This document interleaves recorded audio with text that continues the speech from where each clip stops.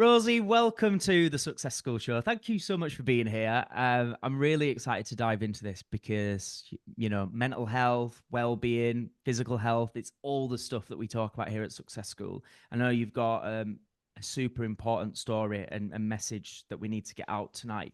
And I think what I'd love to just start by asking is a little bit more about what it is you do. I know that you are a mental health nutritionist. For some people, it might be like, Yes. what does that mean? What's a mental health nutritionist? So I think that's probably a good place to start, really. Could you just tell us a little Yeah. bit more about that?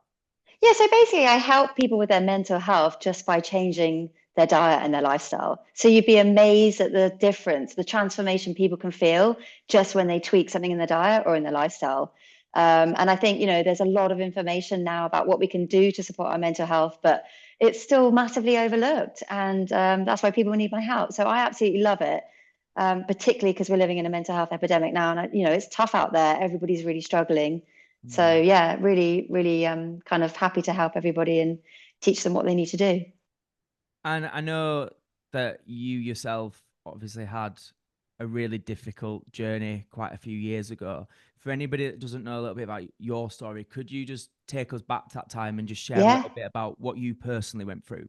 100%. So about 10 years ago, I was walking in the park, felt really, really dizzy, and then all of a sudden, I just basically collapsed to the ground.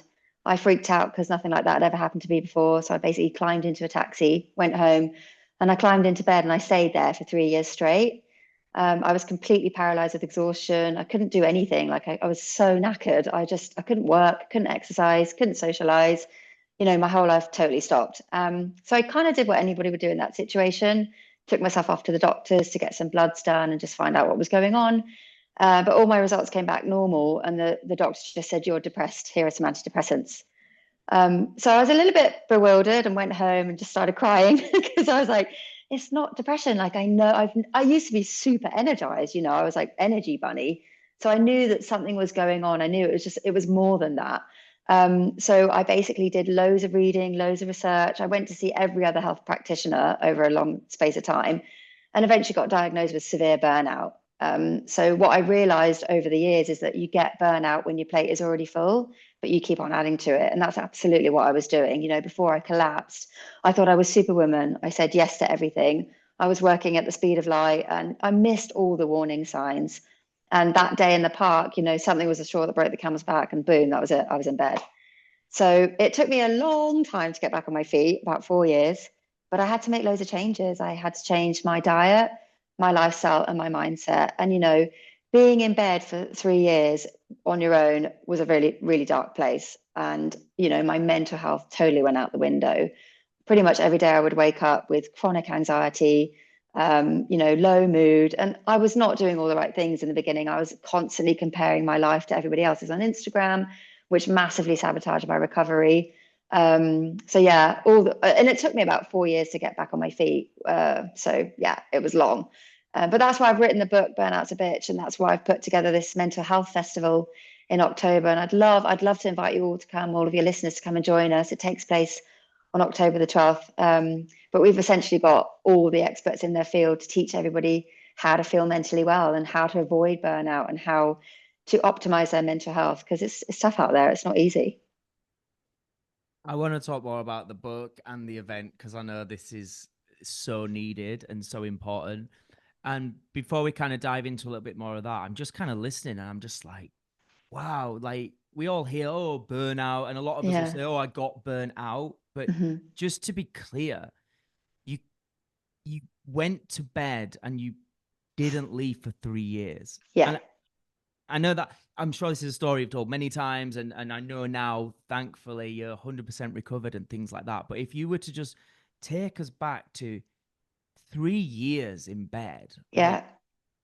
Yeah. can you just try and describe that? What was that actually like to live I through? mean, yeah, it's a great question. Oh, it really kind of takes me back, but it was mentally excruciating. I was on my own, and quite often I would wail out in despair in my bed with nobody to hear it, nobody around. Yeah, it was really dark. And I did think about taking my life a couple of times because I was just so over it. I was so over every single day, hoping that I would wake up feeling a little bit better, but I wasn't for a long time until I made all those changes. I was a little bit lucky. Like I have an identical twin sister, and she basically moved in with me at some point to sort of cook for me, make sure I was eating, and just she would kind of be my therapist, and she would always make sure that I would write down things that I was grateful for. And I always say a problem shared is a problem halved, and she absolutely was my lifeline. I really don't know where I would be without that. And that's why I say when you're recovering from burnout, it's critical that you get a support network around you because it's dark, it's a really horrible place. And again, I sabotaged my recovery by not having a positive mindset initially. I was constantly on Instagram, on social media, like comparing everybody else's beautiful lives and energized lives Yeah. to mine. And I was constantly being like, why me? Why me? It's not fair. It's not fair. I had that victim mentality massively going on. And I couldn't even lift my head off the pillow quite often. And like it was like small tasks were really challenging. So like going to the toilet, showering. I remember crawling to the loo and crawling back. I tried to get my business going from my bed, and I would like have interns who I would delegate to. But if sometimes I'd have clients come to me and I'd sort of prop myself up on the desk and do like a one-on-one, and I'd just literally crash, massive crashes afterwards. So yeah, that's kind of gives you an idea, but it was brutal. So you spoke about there about like ignoring the warning signs. On reflection now, when you take yourself back to the lead up to that day Mhm. and subsequently those 3, 4 years afterwards, what would you say were the key contributing factors to that? I love that. And actually, in my book, I talk about the 5 red flags of burnout. So I'd Mm. love to share this with you. Number one is you wake up in the morning, even after a good night's sleep, and you still feel tired. Right, that's your adrenal glands going, that's enough. I'm knackered. Number two is that you find small tasks challenging. Number three is that you've lost your drive and your motivation. You used to be like energy bunny, like go out there motivated, and now you're just like can't do anything. Number four is that you are dizzy, quite like unexplained dizzy spells. And number five is obviously extreme fatigue. You're dragging yourself through the day. And also, the things that used to make you happy and alive and vibrant, you just don't have, you know, they don't make you excited anymore.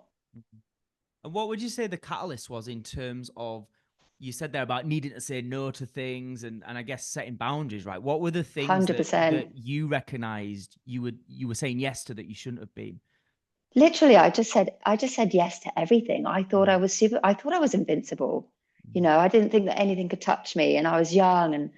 And so yeah, I missed all the warning signs, but I would do stupid things like, obviously, as a nutritionist, you'd think that my diet would be on point, but it wasn't. I was living on green tea, chocolate, chicken, and that was about it. So my diet wasn't on point. I was over exercising because I thought that more exercise was good for you. I wasn't sleeping properly. I was overworking. I was a massive classic people pleaser. And I was frightened to say no because I was too worried that the world would collapse if I didn't support that person or if I didn't say yes, that classic people pleasing. So I was rubbish at setting boundaries. I never said no. And I'm 40 now, but over the years, it's taken me a long time to be like, that's not good for me, and arm's length, and maybe we can do it another time. And I would just constantly be like, yes, yes, yes, yes, yes, yes, yes, and not consider the consequences. So if somebody's listening to that now, because I'm sure, and I know a lot of people in our membership absolutely are bloody people pleasers, right? And Yeah, it comes from such a lovely place. Like for a lot of us, it's because we just want to help others and we don't want to see other people upset and so on. But there is this kind of phrase out there, isn't there, which is you cannot give what you haven't got, and you have to be 100%. selfish to be truly selfless. Like, Yeah. and I think a lot of people struggle with that. So from your experience and from what you've learned, what would you share to those people now that are hearing that and going, yeah, do you know what? I know I really struggle with conflict. I struggle to set boundaries. I struggle to say no. I even struggle to recognize what should I say yes and no to. Have you got any Yes. advice and tips along those kind of lines? I think, yeah, I mean, there's so much to unpack here, but I think people have burnt out because they're not doing enough of what they love. Mm. And so being really clear about what is it that makes you happy? What brings you joy? What do you want to do more of? What makes you feel alive? Do more of those and do less of the things that drain you, that zap your energy. And I think it's really important to sort of talk about the people around you. Mm. Because I was in a really toxic relationship before I collapsed, which was one of the triggers for me as well. But I think that we sort of overlook the impact that the relationships that we have on our mental health and our physical well-being. So I always ask clients when they see me in my clinic, what or who is sapping your energy, and how can you sort of reduce your exposure to that or completely eliminate it? And certainly for me, I actually looked inwardly about what is it. I did exactly that. Like, what are my stressors? What's killing me? What's sapping my energy? Removed them all. And it wasn't until I was consistent on that I started to see my energy improve. Such an important thing, because I think it's a progression thing. It's not Yeah, like what I'm hearing is it's not just an overnight thing. no, So spotting those signs, and it's changes in behavior, it's changing in thinking, definitely. and that takes time, right, to work on. Absolutely. What Yeah. would you say was the key principles to your journey to recovery? What helped you 100% recover? What would you say are the key things? Definitely eliminated my stresses. So Yeah. like literally, I was sort of, I don't know if you've ever heard this, but I wrote like a stop doing list. Have you Mm. ever done that before? So we're so hell bent on all these to-do Yeah. lists. I Yeah. wrote a stop doing list of all the things that zap my energy. Eliminated my stresses. I had to sort out my diet because obviously I wasn't eating, I wasn't nourishing my body. And I always say that every meal is an opportunity to feed or fail the body. And I was living off caffeine and sugar and just not adequate nutrients. So I had to change my diet and my mindset, talking to my sister. I actually did do a little bit of CBT, which puts your whole like mental game into perspective. Talking about my problems, sharing how I felt, reaching out, that was massive, having a support network around me, and doing it all consistently. There's a really famous quote, which is no amount of pushing will heal burnout, rest and patience at the bottom line. That's power, isn't it? That's absolute power. And you spoke there about, nutrition being a key part. And I think for so many of us, especially again coming back to this world of social media, so much conflicting Yeah, information. It can feel so confusing. You could think you are doing things that are considered healthy, and actually you're not fueling your body in the right way. What would you say are some sort of guides and yeah. tips for people when it comes to fueling the body? So there's a common misconception that snacking is bad for you. And when you think about if you're burnt out and you're lacking in energy, food in is energy in. So I always make sure that, if people are struggling with their energy or feeling like they're burnt out, make sure that you're eating around the clock. So that means that you're balancing your blood sugar levels, you're starting your day with, good quality breakfast, a mid-morning snack, lunch, mid-afternoon snack, dinner, and maybe a sort of light snack before you go to bed. Because you've got to get those calories in. And I think that women, especially who have burnt out, they think that eating less and over exercising will help them recover, but that's one of the worst things that you can do. So, making sure you're eating adequate calories around the clock is one of the key nutritional pieces of advice that I can give for anyone that's burnt out. And also just being careful about the amount of caffeine that you have. So too much caffeine in the body can actually whip the adrenal glands. So your adrenal glands are like that big. They sit on top of your kidneys. They're this stress glands. They're probably the most important gland in the body. And sometimes, if you are feeling burnt out and you're dragging yourself through the day, drinking coffee like kind of whips the adrenal glands, temporarily gives you that fix, but it's superficial. You're definitely going to have that crash later. So whenever I take away caffeine in the diet from people who are struggling with their energy, yes, they struggle for the first 5 days, but they find that their energy really improves. It's Wow. game changing. So yeah, just swapping the caffeine for like naturally free caffeine teas and no coffee, maybe just do some decaf. Make sure you're eating adequate protein around the clock, meals around the clock, adequate calories. Yeah, that would be the sort of key food advice I would recommend to everybody. Would you say really we need to aim to have no caffeine, or is a little bit of caffeine all right? Is a little bit of caffeine good? What's your stance on it? Yeah, I've actually recently changed my mind, my opinion about caffeine. I used to think that it was like the devil and it was exhausting you, but actually it's like it's like the number one nootropic now because nootropics are having a bit of a field day, aren't they? Which is Mm. basically like a posh word of saying brain enhancer. And caffeine's like the number one thing that really lights up the brain and gives you that brain energy and focus and clarity. So yeah, I think no, we don't need to completely eradicate it unless you're burnt out. And unless you've got like chronic burnout, don't have it. But 1 to 2 cups of coffee a day is fine. And I'll tell you, do you know how you know you're drinking too much caffeine? Your body will tell you. You're You get the shape. shaking. Like it's Exactly. Yeah. And that's actually your liver telling you that you don't have enough enzymes to break down the caffeine in coffee. So as long as you don't get to that jittery point, you're okay. And I think that most people can tolerate about 1 to 2 cups of coffee per day, but don't go drinking it after sort of 2, 3 o'clock in the afternoon, because you probably know that caffeine's got a half-life of about 5 to 6 hours. So if you drink a cup of coffee at like 6 o'clock at night, half of it's going to be in your bloodstream at midnight. So it does affect your sleep. I think that's really interesting for people to recognize is you might not feel energized at night or when you go to sleep, but it's still working in your system. Yeah. And I also understand, like, correct me if I'm wrong, it's you will still maybe you might be able to sleep, but it's about the quality of sleep gets impacted, right? If you've still got caffeine active in your blood, Yeah. right? Yeah. It inhibits the release of melatonin, which is comes from the pineal gland at the back of the brain. And that's the hormone that tells us to get ready to fall asleep, and that basically tells you to, yeah, go into a deep sleep as well. And you mentioned sugar. So I'm interested, we've done caffeine. What are the do's and don'ts and your thoughts on sugar? And what about alcohol as well? Because that's another one, right? Yes. What would you say? Yeah. Oh, sugar is everywhere. And, we were talking earlier about, some of the common mistakes that people are making. And I think that sugar is one of the key things that, like, the mistakes that people are making. And everyone's got like this well-meaning pursuit. Nobody wants to overload on sugar. We're all aware that too much sugar is bad for us, but it's hidden everywhere. It's in our sauces, it's in our breads, it's and in all the sort of liquid calories as well. So you've got to be careful about the coffees, the frappuccinos, the cappuccinos, and all those really sugary drinks. Is very difficult to avoid, but it does massively increase inflammation in the body. And there's a really brilliant sort of school of thought now that depression isn't just low levels of serotonin. They actually think that depression is inflammation of the brain, and depression is just a so by eating an anti-inflammatory diet and reducing the inflammation in your brain, you're going to see much better mental health conditions. Wow. Okay. Mm-hmm. So what would you say? Because obviously you said there sugar's in bloody everything and don't know Yeah. it.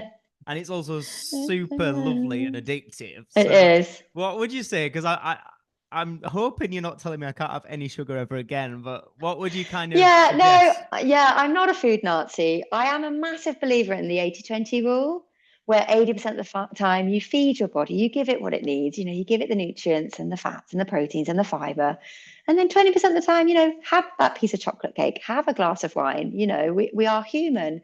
And we are going to have bad days. It's inevitable. We're going to step out the house and, there's going to be spanner in the works, right? We're going to be thrown off, of course. So, yeah, and there's going to be celebrations and things like that. So yeah, following the 80/20 rule is absolutely key.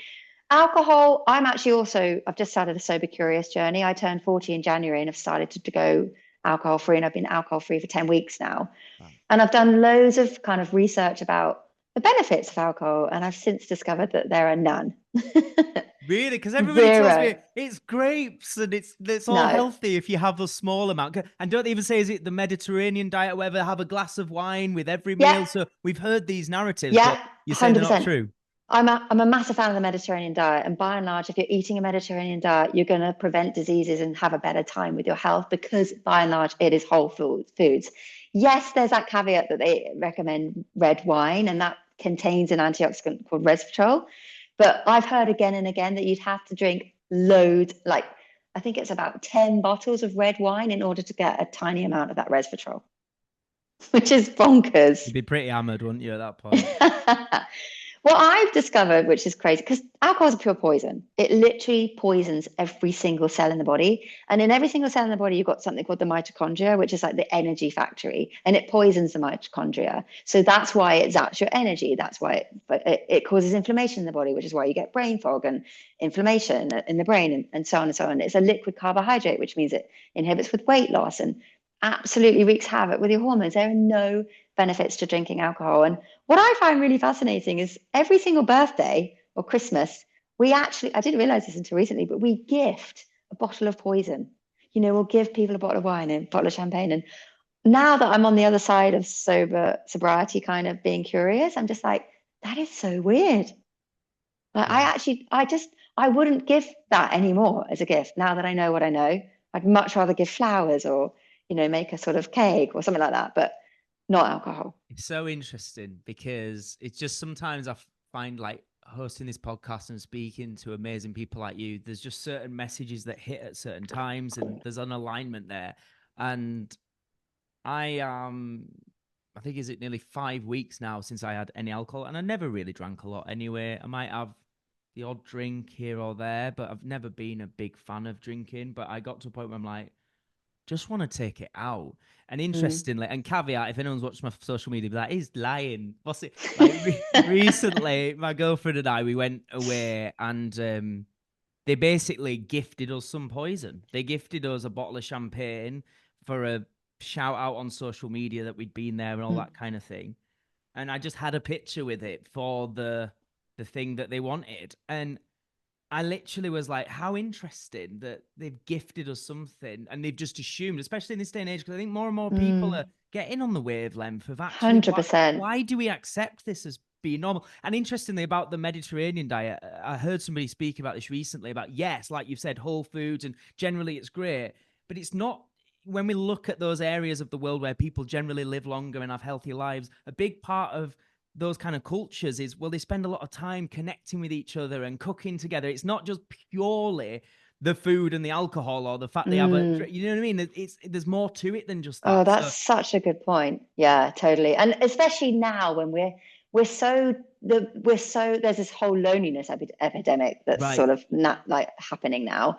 And in such a connected world, we've never felt so disconnected. So yeah, 100%. I love that you brought that up because it's not just what you eat, it's how you eat. Absolutely. You know, and if you're eating really, really fast all on your own and you're just cooking for yourself or you skip meals or whatever, you're much more likely to be eating a healthier varied diet if you're cooking with people or if there's love there and it's nurtured and it's like a double nourishing, isn't it? You've got people around you and you're eating nutrient dense foods. It's something I picked out when you were saying, reflecting on your journey about you felt so alone.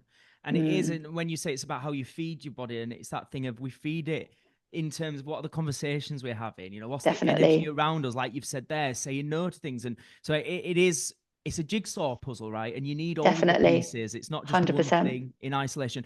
Um, what about for you now, like general daily practices? Is there morning routines, specific things for you that are almost non-negotiables for Hmm. maintaining good health mentally, physically, all round? Yeah, I'm obsessed with green tea, so I always start my day with green tea. It's got 3 times the amount of antioxidants than coffee and normal tea. And it's actually got an amino acid in there called L-theanine, which helps to produce GABA, which is the calming neurotransmitter, which is like nature's Valium, essentially. So I always start my day with green tea, and I'll do my journaling and my goals for the day. I'm a massive fan of journaling because I really believe the power of writing to clear your thoughts and to get clarity when your brain is just, whenever I get really overwhelmed, it's pen to paper, that power of pen to paper. You just suddenly go, it's like life just seems more conquerable again once you've just jotted down your thoughts and how grateful you are and what you need to do and how you can do things better. So I always have my green tea in my journal. And then I love working out first thing. I have to get up and go. So I'll put my gym kit on, do a quick session in the gym, literally just 30 minutes, and that gives me the motivation I need to just crack on with my day and take over. So yeah, that's my morning routine, non-negotiables. Yeah. Love that. You spoke there about overwhelm and that journaling helped with that. I think that's a topic we should maybe dive into a little bit further because there's a lot of people that listen to this show and that are here live with us now, part of the membership and so on, that are maybe quite ambitious, some maybe entrepreneurial, and or some like maybe have a full-time job and they've got a side hustle. So this word overwhelm, I think, is Yes. something that many of us are all too familiar with, right? So what would be your advice if someone's going, yeah, I'm bloody really overwhelmed. I'm constantly feeling like I'm struggling to prioritize and I'm constantly Hmm. struggling with motivation. What would you say to them? I love this. Two things. Are you familiar with the Stephen Covey priority grid?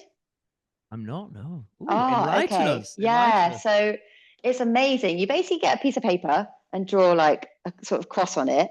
And forgive me if I can't fully remember all of the categories, but basically the priority kind of box is the things that are urgent and important. So Mm. you write down all the things that are urgent and important that you must do, sort of do or die. And then to the right hand side, it's the things that are important but not urgent.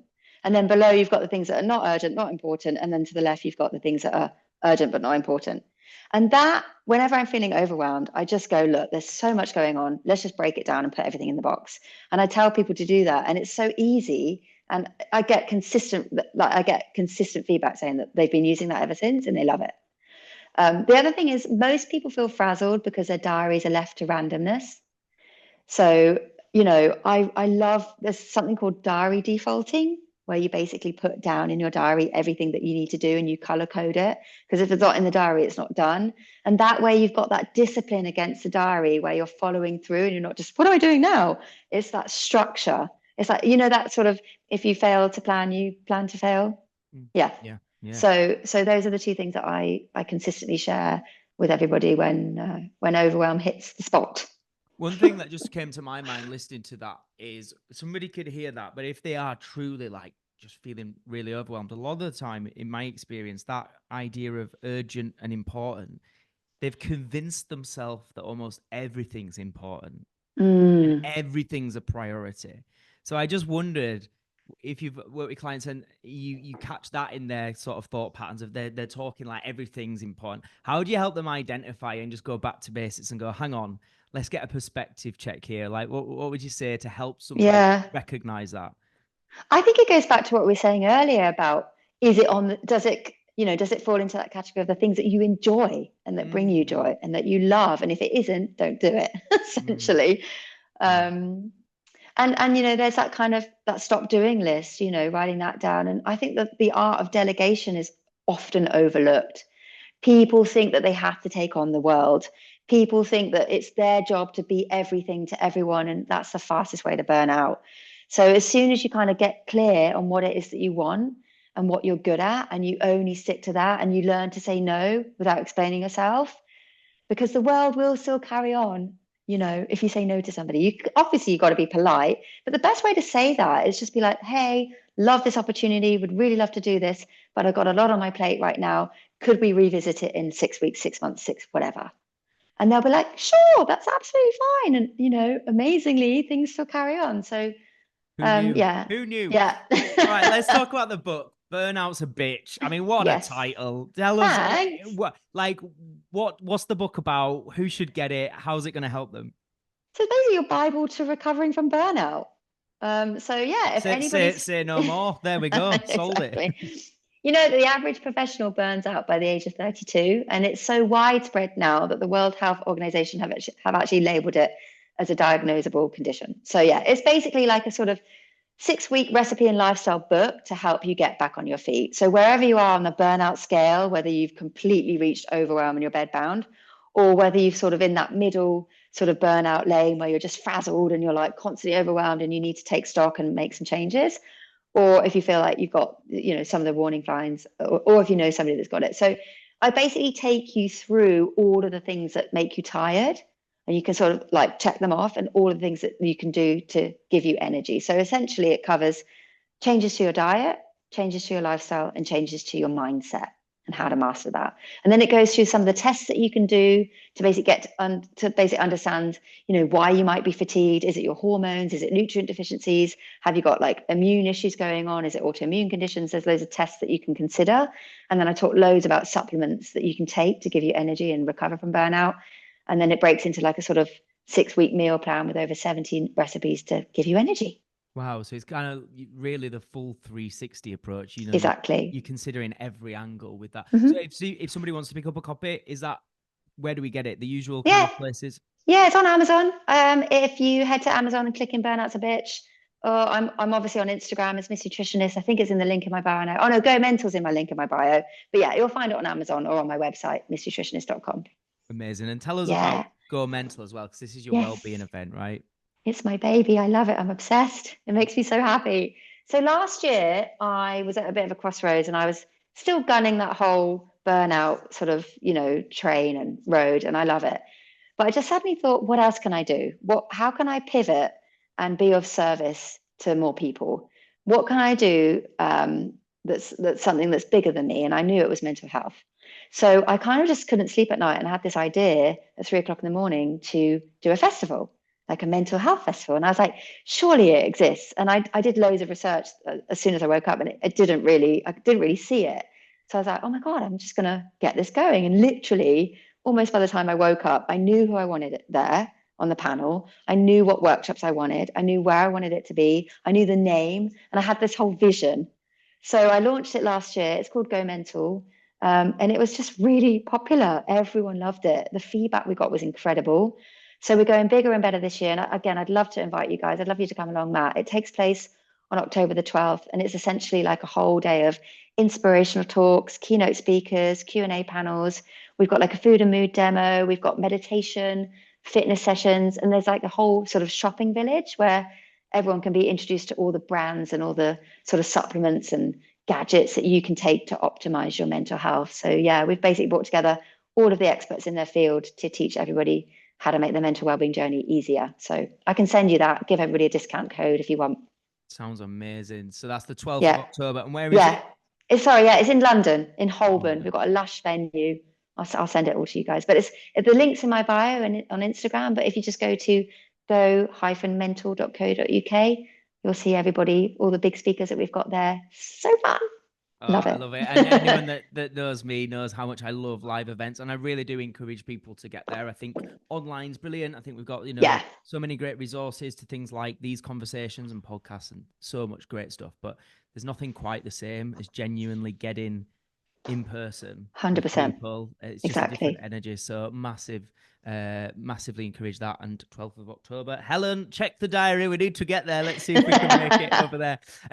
All right, amazing. So I want to be mindful of the time, and I want to leave some time for the Q&A with our members this evening. So before we do, I'm going to go into some of the general life questions that I ask all the guests that come on this show. So the first question is, what is some of the best advice you've received in your life, and why?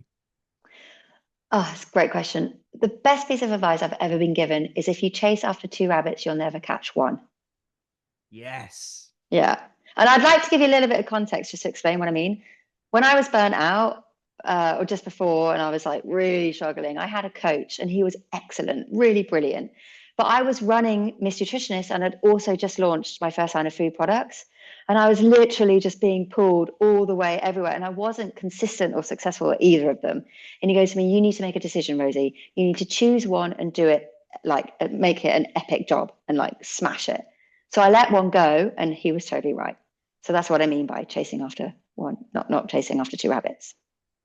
Couldn't agree. There's so much I could say about that. I mean, the easy one is just say yes. I really bloody Yeah. agree.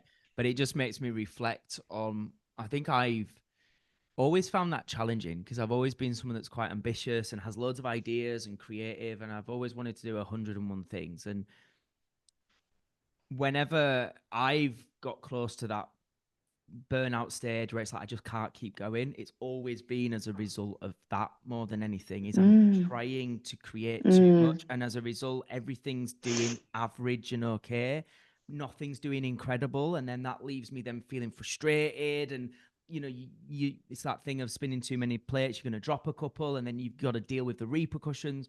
So I just think in what you've said there's so much, like, everybody listening, please take mm, that on board. Like, mm, what do you want to do? A million things average, or mm. one thing outstanding? Yeah. I think that's the difference. And then when all the topics we've covered tonight about mental health, about fulfillment, about avoiding burnout, all of those boxes get ticked, right? In terms of that, you're not feeling those things, right? Yeah. So I think that's a massive one. Please take that on board. Everybody listening. So let's go to the flip side then. What is some of the worst advice, and why? Somebody once told me, if in doubt, do nothing. And I used to think that was really clever, really smart, but it's sort of over the years, I've learned that that is actually dodging responsibility and accountability for the things in your life. Because actually, what it doesn't encourage you to do is to speak up and speak your voice and speak your truth and tell somebody when something is not right. And so you're basically hiding behind doing nothing rather than being visible and being heard and being seen. Wow. Again, how powerful is that? I think, again, this avoidance is Mm. something that a lot of people end up doing. And it's like you say, advice like that can kind of encourage it. So this show is called Success School. The idea behind Success School is that ultimately we want to live happier, healthier, and more fulfilling lives. And I feel like a lot of traditional school, traditional education didn't really fully equip most of us with the best information to live a happy, healthy, fulfilled life. So as we're here at Success School, if you was to leave the listeners today with three key rules, if you want to call them that, three key truths to live by, to follow as a guide, that if people follow these three rules, they're going to help them live happier, healthier, more fulfilling lives. What would you share as three rules to live by? I think the first one would definitely be to care less about what other people think, which is really hard. And it's, again, I'm still learning on this one. Because what I've learned over the years is that people only really commit to themselves. And so don't expect them to show up for you, because, you know, you can only really show up for yourself. So, and if you're too busy worrying about what other people think of you, you're never going to achieve anything or be happy, because, you know, you're not just being true to you. So that's key, I think. The second thing is, you know, where you get your advice from. You know, I think it's so easy to, when you're starting a business, for example, the first thing you do is lean into your family and your friends, but that's just an opinion. You've got to make sure that you're seeking advice from informed people who know what they're talking about, who have been there, done that, got the t-shirts. I think it's really important to just, you know, there are so many uninformed opinions out there, especially with social media. Everyone's got an opinion. I was going to say, just look on social media and there it Exactly. is. Yeah. But is it really advice? Is it really sound quality advice that's going to really, you know, catapult you? And the last thing is, you know, to expect nothing and appreciate everything. Wow. Tell us more about that, because expect nothing, appreciate everything. Well, What does that mean? when you live your life full of expectations, what's going to happen? You're just going to get disappointed. And gratitude is the number one way to feel inwardly happy. So the more you do that, the more happy you're going to feel. Yeah, I think it's something we talk about a lot on these calls, is this idea that, and I think I've heard predominantly Stephen Bartlett speak about it, that the main thing that creates us to feel unhappy in life is when our expectations of how life is supposed to be goes unmet with the reality, right? And I think You that's love what you're that. alluding to there, isn't it? It's just when we expect things, even in the small things, like, oh, I expected it to be sunny in England. Well, that's stupid. But do you know what I mean? It can just be those small things, but Mm, those small things compounded over time are what then lead people to just be really negative. And I think I just love that as a piece of advice, is swap those expectations for appreciation. Find the 100%. gratitude, find the gift. Absolutely Yeah. beautiful. Rose, this has been amazing. Obviously, we're going to have a bit of time now for Yeah. the Q&A, but just before we do, last couple of things. I know you've covered a little bit, but just to be clear, if people want to follow you on social media, if they want to get more of your content, make sure they get tickets and all that kind of stuff, what's the best things? Where can they follow you, and what handle? Yeah, it's just Instagram. I'm literally mostly hanging out there all day, every day. It's Miss Nutritionist, that's a handle. And for Go Mental, the link's in my bio, but we do have a Instagram page that's growing. It's go_mental UK. Amazing. And Yeah. final question of the main podcast, Rosie, what is your personal definition of success? Oh, I think it's a combination of feeling resilient in yourself and in what you do, but also making an impact with what you do. Amazing. I love it. Rosie, thank you so much. This has been amazing.